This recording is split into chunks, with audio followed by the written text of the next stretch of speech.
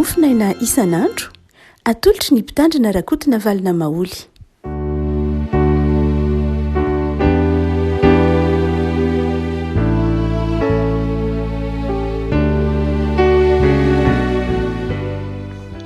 Miarabantsika ry afaka tratra ity zoma fa 20 ny volana mety ny mofinaina izay vao lahatra ao antsika dia ny taratasy voalohany nosoratany Petera voalohany toko voalohany toko voalohany andiny fahafolo ka hatramin'ny andiny faharoa ambin'ny folo aminaran'i Jesoa. Ny amin'izany famonjena izany dia nozadiavin'ny mpaminany sy nokatsahin'ny fatratra dia ireo efa naminany ny fahasoavana ho anareo. Eny nokatsahiny izay andro na izay toetry ny andro notondroan'ny fanahin'i Kristy tao anatiny raha nambarany raha teo ny fijalian'i Kristy sy ny voninahitra manarak'izany ary naseho tamin'ireo fa tsy ho azy fa ho anareo no nanompoany an'izany zavatra izany izay voalaza aminareo ankehitriny tamin'ny tenin'ireo nitolon'ny filazantsara taminareo amin'ny fanahy masina izay nirahina avy tany an-danitra. Izany zavatra izany dia tian'ny anjely hodinihina. Ray masina manamasinana amin'ny fahamarinana ny teninao ny fahamarinana. Amen. Somary sarotratra kely avy malala ilay fehezanteny izay ampiasain'ny dikateny malagasy tranainy eto satria moa fohifohy ilay andininy dia andeha variantsika vakiana amin'ny dikateny iombonana izay mazava kokoa. Aminaran'i Jesosy ny amin'izany famonjena izany dia nanaovan'ireo mpaminany famotim-pitorana sy fikarohana fatratra satria ireo no efa nilaza mialoha ny fahasoavana voatendrin'Andriamanitra ho anareo. Nokarohan'ny mpaminany tokoa izany vaninandro sy toe-javatra notondroan'ny fanahin'i Kristy fa tao anatin'izy ireo ny fanahin'i Kristy ka nanambara mialoha ny fijaliana hanjo an'i Kristy sy ny voninahitra anarak'izany. Nasehon'Andriamanitra tamin'ireo mpaminany fa ny zavatra nomena ho rarahiny dia tsy natao azy ireo fa natao anareo. Ary izany zavatra izany dia nampandrenesina anareo ankehitriny tamin'ny alalan'ireo olona izay nombany ny fanahy masina nirahina avy tany an-danitra ka nitoro vaovao mahafaly taminareo. Eny izany zavatra izany aza dia irian'ireo anjely hodinihina. Revako mikasika ny mpaminany no resahan'ny Petera amin'ity mofinaina ity. Ny mpaminany moa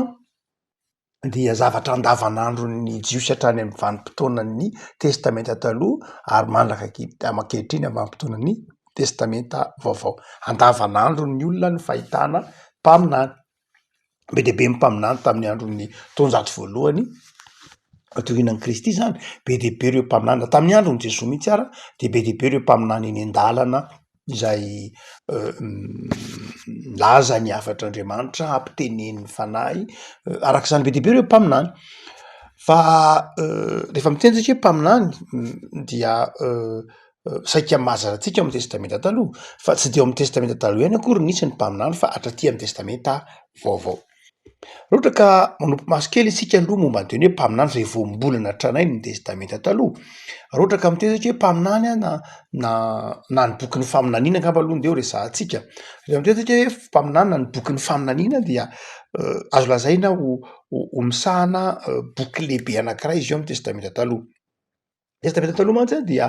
mivany telo na mizara telo. Ao ilay atao hoe boky ny lalàna haitsika misy ny boky ny Genesisy manao tonga aty amin'ny boky ny Deutéronomie izay miresaka ny lalàna, mitantara ny naharian'Andriamanitra izao tontolo izao, naharian'Andriamanitra ny zavatra rehetra ary mifarana eo amin'ny nahafatesan'i Mosesy izay ilay boky ny lalàna. Fa ao aoriana kosa dia misy io atao hoe Torah amin'ny teny hebreo. Fa misy kosa ilay ataontsika hoe boky ny lalàna, ilay natao hoe Nehibim. Ny boky ny mpaminany ilay natao hoe Nehibim. Ny boky ny lalàna na Nehibim izay lava be izy io tsy mitovy amin'ny baibolintsika protestanta tsy akory ny baiboly hebreo. Raha miteny hoe mpaminany, raha miteny hoe mpaminany ny baiboly hebreo dia lava ilay boky. Fa matetika mantsy rehefa miteny hoe boky ny mpaminany sika amin'ny baiboly protestanta dia ny antsika ireo mpaminany 510 ihany no matetika resahantsika hoe mpaminany dia tsy akory fa manomboka amin'ny Ezekela ry ry Jeremy, ry Isaia dia mipaka am'le mpaminankely 20 fa ny baiboly hebreo raha miteny hoe mpaminany dia manompoka hatrany amin'ny bokon'ny Josoa zany de efa atao hoe mpaminany ao anatin'ny bokin'ny Nebim dia ny bokon'ny Josoa de efa atao hoe bokin'ny familaniana mandrapatonga aty amin'ny bokin'ny Malaki zany hoe bokon'ny Josoa, ny bokon'ny Mpotsara, ny bokon'ny Samuela voalohany, Samuela faharoa, mpanjaka voalohany, mpanjaka faharoa, zay vao mipaka aty amin'ny Isaia mahatonga ny aty amin'ny Malaki reny ny atao hoe bokin'ny mpaminany ao amin'ny baiboly hebreo. Fa amin'ny baiboly protestanta tsy de zay loatra ny andraminantsika azy tsy akory fa zay vao misy ny soratra hoe ketobim zany hoe ny salamo sy ny sisarota reny zany hoe ketobim de rehefa miteny hoe bokin'ny mpaminany dia boky lava de lava izay ary miresaka ny afatr'Andriamanitra ho an'ny olona ho an'ny vahoakany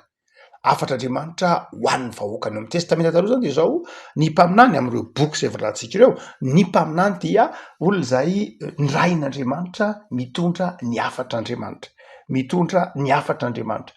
ary ny afatr'Andriamanitra no entin'ny testamenta taloha am'ireo mpaminany amin'ny testamenta taloha izay mazava be mihitsy dia misandrahaka am'reto zavatra telo ireto ny mpaminany mantsy dia mamerina ny olona mandrakariva ao am'lay antsoina hoe alliance na lay teny hebreo berita tenen'ny teny grika hoe diateke tenentsika am'teny malagasy hoe fanekena tenen'ny teny latina hoe testamentum ny fanekena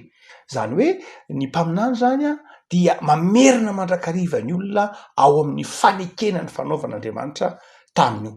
zanak'Israely zany Andriamanitra nanao fanekena tamin'ny zanak'Israely ny fanekena ny fanaovan'Andriamanitra tamin'ny zanak'Israely de fanekena tsotra be mihitsy anorina firenena izay ho marina sy mahitsy anorina firenena manaja ny rariny sy ny hitsiny ao anivon'ny andavanandrony Andriamanitra ao amin'ny zanak'Israely de Andriamanitra manaja ny rariny ny marina ny tsara ka miankina amin'Andriamanitra ny zanak'Israely tsy manompo Andriamanitra hafa fa manompo Andriamanitra velona Andriamanitra Isaka Andriamanitra Abrahama Andriamanitra Jakoba zay nanao fanekena tamin'ny zanak'Israely mba anorina ny firenen'Israely ho firenena marina ho firenena malala tanana manana antra olona mantra ny kamboty manana fiantrana manana fiainana zay tsika hoe manaja olona sy ny tahaka izany zay lay firenena naorin'Andriamanitra ho an'ny zanak'Israely tsy tsika mantsy mijery ny firenena ny firenen'Israely amin'ny lafiny ara-panahy hoe fa zay eo fa ny firenen'Israely de firenena zay vavolombelon'ny fahalemem-panahin'Andriamanitra vavolombelon'ny fitiavan'Andriamanitra vavolombelon'ny rariny sy ny hitsiny eo anivon'ny fiarahamonina ary dia ny fanekena ny fanaovan'Andriamanitra tamin'ny zanak'Israely io moa de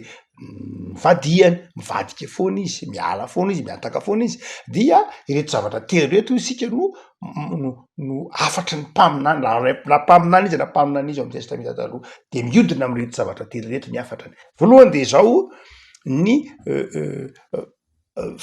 ataontsika hoe famakina batsilana mamaky batsilana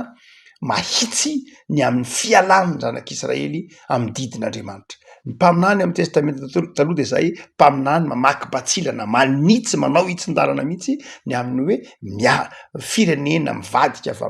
amin'Andriamanitra ianareo izay manambara-pahabe maso ny fahotan'ny zanak'Israely zay no afatry ny mpaminany ny testamenta taloha andrandray izy dia milaza zavatra mifanohitra amin'ny fiainan'ny olona miadana de izy mitemana hoe hijalonareo ndrandray ny olona mangiry firy izy ndray mitemana hoe ho vonjeny anareo ho afaky anareo tsy mora ny asan'ny mpaminany satria mamaky batsilana ny tsy mety zay ataon'ny zanak'Israely izy fa ny faharoa de zao tsy zay ihany ny mpaminany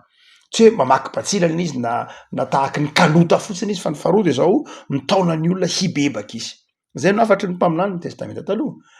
mamerina ny olona ao amin'ilay fanekena fanaovan'Andriamanitra taminy ka mitaona ny olona hibebaka sy hiverina amin'Andriamanitra am'ireo boky rehetra zany oka ny bokin'ny Josoa raha tonga aty amin'ny bokin'ny Malaki de izay no afatra miverena amin'ny fanekena ny fanaovan'Andriamanitra taminareo mibeba ary ny fahatelo de zao ny andron'ny tompo, ny andron'ny tompo, zany hoe mibeba fa misy fetra ny fotoan'ny beba na ho avy Andriamanitra, ho avy ny andron'ny tompo. De hitatsika fa na Isaia io, na i Joely io, na i Jeremia io, na i Daniely io, de samy miresaka avokoa ny ataotsika hoe ny na ny Daniela moa zay ty anatin'ny bokin'ny mpaminany, fa ataovy hoe na i Samoela aza, Samoela, bokin'ny Samoela, de ahitanao zay hoe ho avy ny fitsaran'Andriamanitra, misy ny andron'ny tompo. Reo telo reo a no niodina ny faminaniana amin'ny testamenta taloha. Fa aty amin'ny testamenta vaovao de misy hoe mpaminana de zao tsy tena mitovy ny anjara toerany mpaminany amin'ny testamenta taloha sy ny anjara toerany mpaminany aty amin'ny testamenta vaovao, tsy tena mitovy izy, le voambolana mitovy. Amin'ny ankapobeny dia nitoviny de ny hoe solon-tenan'Andriamanitra izy, nitariny fanan'Andriamanitra izy, hilaza izay sitrapon'Andriamanitra, ilaza izay afatr'Andriamanitra. Zany hoe ny mpaminany dia na amin'ny testamenta taloha, amin'ny testamenta vaovao dia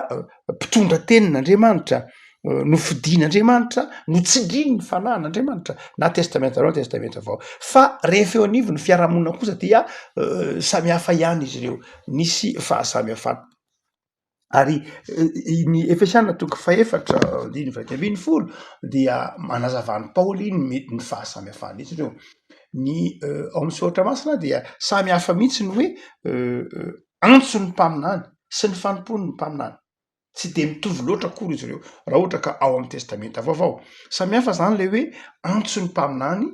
lay vocation lay mpaminany, sy lay fanompona na lay fanomezam-pahasoavana lay mpaminany, don zany lay mpaminany, don ny faminaniana, samy hafa ny don ny faminaniana sy ny vocation ny mpaminany. Raha mamaky tsara ny solatry Paoly isika dia hita ny fahasamihafan'izy ireo, na ao amin'ny Koritianina io, na ao amin'ny Efesianina io. Fa izay ataotsika hoe mampiavaka ny faminaniana ao amin'ny testamenta vaovao dia lay mitondra ny afatr'Andriamanitra, zay io, fa ilay hoe mamerina ny olona kosa ao amin'ny Jesosy Kristy tompo, mamerina ny olona ao amin'ny Jesosy Kristy tompo. Ary zay no asehony Petera voalohany hitantsika io hoe ny mpaminany dia mamerina ny olona ao amin'ny Jesosy, mamerina ny olona atsiaro ny famondrampon'Andriamanitra, mamerina ny olona atsiaro ny fahasoavan'Andriamanitra. Ny testamenta vaovao dia mampifanakaiky be mihitsy ny hoe mpaminany sy mpampianatra. Ny mpaminany sy hitatsika ao amin'ny asan'ny apôstôly toko fahatelo ambin'ny folo andininy voalohany resaka ny ireo mpaminany hoe tao Antiokia dia ny fahadianana ny olona de nisy mpampianatra sy mpaminany, mifanakaiky be ny hoe mpaminany sy mpampianatra. Ny antony de zao samy mamerina ny olona ao amin'ny tenin'Andriamanitra, mamerina ny olona ao amin'ny tompo, mamerina ny olona ao amin'ny soratra masina, na ny mpaminany na ny mpampianatra ao amin'ny testamenta vaovao. Raha ohatra ka mijery isika ndetsika iresaka ino moa ny toetry ny mpaminany amin'ny testamenta vaovao. Ao amin'ny asan'ny apôstôly toko faha 20 ohatra amin'ny tantaran'ny Agabo, aza donona fa tsy hoe tsisy mpaminany akory ny testamenta vaovao, misy mpaminany amin'ny testamenta vaovao. Ohatra hoe na i Silasy ara dia namandry Paoly de tondrona ho mpaminany satria nitory ny tenin'Andriamanitra. Ny mpaminany de mitory ny tenin'Andriamanitra, io toriteny io zany, io toriteny io de zao faminaniana io, satria ny faminaniana dia tsy hoe filazana ny ho avy ihany, zay tsy zay, satria mantsy ny olona miteny hoe ny mpaminany zany de lay mampahafantatra ny ho avy. Anankiray amin'ny endrika isehon'ny mpaminany io, fa ny mpaminany de manazava ny ankehitriny, manazava ny hevitr'Andriamanitra amin'ny zavatra mitranga ankehitriny, manambara ny zavatra mitranga, milaza ny zavatra ho avy, ny sitrapon'Andriamanitra amin'ny ho avy, ka hitakiana fiovana amin'ny ankehitriny. No zany dia tsy lay faminaniana hoe inona ny zavatra hitranga rapitso na fakapitso no zava-dehibe amin'ny mpaminany, fa fanazavana ny ankehitriny mihitsy mba hahatonga ny olona hibebaka, fanazavana ny ho avy mba hahatonga ny olona hibebaka amin'ny vanim-potoana ankehitriny, na testamenta taloha io na testamenta vaovao io. Dia zay mahatonga ny hoe ny toriteny sy ny fampianarana ao anatin'ny fiangonana dia faminaniana. Tsy misy intsony zany ny testamenta vaovao no ny kanona ny testamenta vaovao, satria zany tsika efa namaritra hoe ity baiboly ity tsy tsika vanim-potoana ankehitriny akory namaritra an'izany fa ro kristianina efa roa arivo fotoana lasa tany alohantsika namaritra manao hoe ity no antsoiny hoe soratra masina zay no mahatokany hoe tsy miandry mpaminany tahaka ny any Israela amin'izao andro ankehitriny zao intsony ny fivavahana kristianina satria fivavahana kristianina efa namaritra ny kanonina vaovao any testamenta kanonina ny testamenta vaovao de manao hoe ity soratra masina ity no iteninan'Andriamanitra amitsika ity soratra masina ity no anambaran'Andriamanitra ny sitrapony amitsika amin'ny alalan'ny kanonina ny testamenta vao ary no amafisiny ny réforme raha teo zany manao hoe io baiboly io dia mirakitra ny tenin'Andriamanitra amin'ny alalan'io baiboly io no itenenan'Andriamanitra amitsika ka tsika zany tsy voatery tsolo hoe hiandry mpaminany tahaka andry Jeremia na hiandry mpaminany tahaka andry Abakoka tsy zay tsony ny kristianina n'izao vanim-potoana ankehitriny zao fa miaino ny tenin'Andriamanitra mamantatra ny sitrapon'Andriamanitra ao amin'ny alalan'ny baiboly ary mamantatra ny sitrapon'Andriamanitra amin'ny alalan'ny fampianarana izay omeny ny tomboantsika tsy milaza akory zany hoe tsy misy ny mpaminany tahak'izay mety ho ry Agabo zay resahantsika teo hoe i Agabo ohatra amin'ny asan'ny Kristy fa 2 dia niteny manao hoe nahitany Paoly de nakan'ilay fekibo de niteny manao hoe ity lehilahy ity zay tompon'ity fekibo ity de zao ho fatorana tahaka zao izy ary hoentina ho tsarain'ireo ireo jentilisa zay tompon'ity fekibo ity dia nandrian'izany ny olona nanodidina ny Paoly dia niteny tamin'ny Paoly hoe aza miakatra any Jerosalema ianao fa i Agabo mpaminany efa niteny teto manao hoe ho fatorana ianao dia i Paoly ny teny manao hoe marina fa niteny an'izany faminaniana zany Agabo fa izao andeo any Jerosalema ihany de niaraka niteny reo olona reo manao hoe aokary zay sitrapon'Andriamanitra no atao tena de any Paoly zany hoe ny anankiray am'izay mpaminany aty amin'ny testamenta vaovao na ny mpitoro ny tenin'Andriamanitra na ny mpampianatra ny tenin'Andriamanitra dia manaja ny safidin'ny olona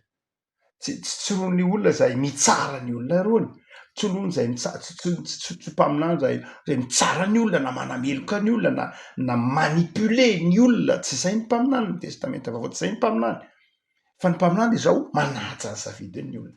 i Agabo de niteny fotsy manao hoe zao nahazo an'le olona ity fa saingy zao nandeha foany Paoly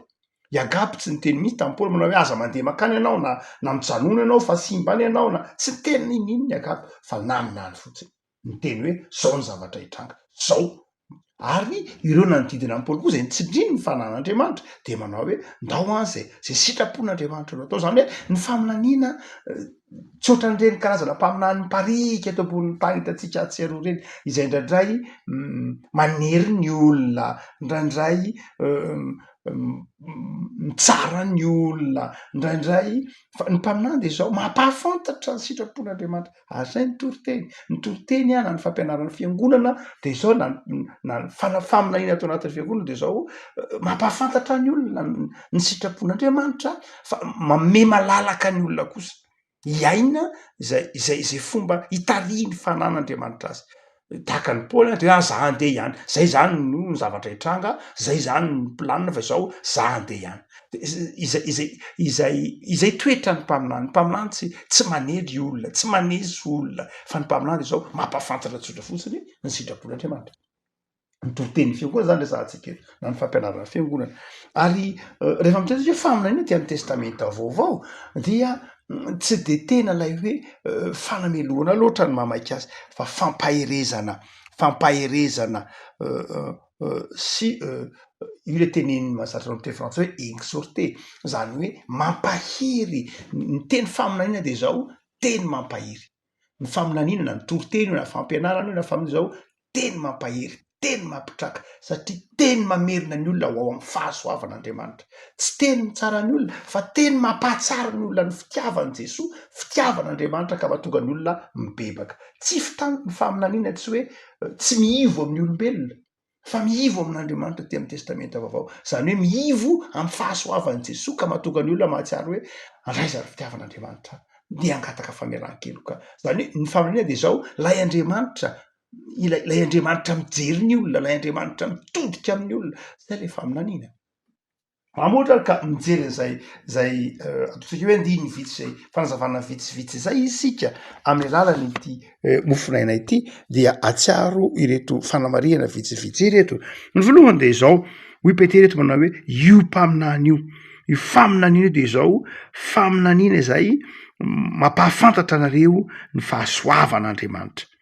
Izy manao satria ireo ny efa milaza meloa ny fahasoavana voateran'Andriamanitra, ny tenin'Andriamanitra, ny soratra masina, ny fampianaran'ny fiangonana, ny faminaniana de zao mampatsiaro antsika ny fahasoavan'Andriamanitra, mampatsiaro antsika ny famelan-keloka nataon'Andriamanitra, zany hoe mahafaminaniana faminaniana de zao mamerina antsika hoe tia antsika Andriamanitra ka mila mitaona antsika hibebaka, mitaona antsika hiverina amin'Andriamanitra. Fa ny faminaniana faharoa de zao no ihany Petera no andininy falaky ambiny folo tapany faharoa, ny faminaniana de zao manambara meloa ny fijaliany Kristy, ary izay fifamatorany hafatry ny mpaminany amin'ny famonjeny ataon'ny Kristy zay zava-dehibe, zay mahatonga ny mpaminany olony fanetretena, olony fanafoana-tena. Ny mpaminany rehetra fantatro amin'ny testamenta taloha de mpaminany manetry tena, mpaminany zay tsy nanangobolam-bahoaka akory sanatriany vava, fa mpaminany zay nanetry tena. Azotsika sary an-tsaina zany ry Jeremia mpaminany, azotsika sary an-tsaina ry Jeremia mpaminany sy ny fahatsorany, ry Isaia mpaminany nandritry ny 3 taona tsy niakanjo sy ny sisa miboridana mihitsy ary ireo mpaminany isan-karazany ry Agabo zay voalazantsika teo zay naminany hoe izy ny misary asan'ny apôstôly toko valaky ambin'ny folo. Zany hoe ny mpaminany de tsopiaina, ny mpaminany de tsopiaina, ny mpaminany dia olon'ny fahatsorana, ny mpaminany dia olon'ny fanetretena, satria mitory ny fanetretenan'ny Kristy, mitory ny azo fijalian'ny Kristy, mitory ny fahalemem-panahin'ny Kristy. Ary ny fahatelo zay hitantsika ny mpaminany de zao, ny mpaminany dia lina amin'ny tenin'Andriamanitra, ary tsy hoe lina ihany, miaina ny tenin'Andriamanitra, ary izy manao hoe natao anareo zany zavatra izany, zany hoe ny afatry ny mpaminany de zao mitodika amin'ny olona. Andriamanitra mitona ny olona, mitona ny olona hibanjina an'Andriamanitra. Ny antom-pisin'ny mpaminany de ho an'ny olona, zay ho an'ny olombelona, zay nataony hoe tsy natao azy nasehon'Andriamanitra tamin'ireo mpaminany fa ny zavatra nomena horarahany dia tsy natao azy fa natao anareo. Zany hoe ny antom-pisin'ny mpaminany de zao ho an'ny hafa fa tsy ho an'ny tenany. Ny faminaniana de zao tsy ho an'le tenany fa ho an'ny hafa. Afaka malala ny fiangonana vanim-potoana ankehitriny no mpaminany, dia mampahirentsika ny tsiraray avy ao anatin'ny fiangonana dia raha mamaky ny taratasy Saint-Paul tsika dia mety ho mpaminany, satria mitory ny tenin'Andriamanitra, mitory ny filazany tsara, ary dia ireto zavatra reto raha-patsahivina anao manoloana izany mampaminany ny fiangonana izany de zao fanekena ho tariny fanan'Andriamanitra ao anatin'ny fanetretena, ary faharoa de zao fanekena hiasa hanompo an'Andriamanitra ambany fitarihin'ny fanahy masina. Vavakisika tompo amitsoroanay zao ny amin'ny teninao nisy ohatra masina zay mampianatra anay anao zava-dehibe ny asan'ny fanahinao aty anatinay, izay no fiasana, ny teninao no mamelona anay, ary izay mpino dia nataonao anatin'ny fiangonana ary nataonao hitory ny filazantsara, nataonao haminany ho an'ny firenena sy ny fiarahamonina zay fiangonana, de omeo anay ny fanetretena, ny fahalemem-panahy, ny fitiavana. Da iny tontolo andronay anio Jesoa, ho tontolo andro anjakan'ny fahasoavanao, ho tontolo andro anjakan'ny fifalianao ka antomponay anao amin'ny faharetana sy amin'ny fitiavana. De diovy ny fonay mba hananay fahalemem-panahy mandrakariva manoloana ny namanay sy ny mpiarabelona aminay. Zao ohatra Jesoa. Amen.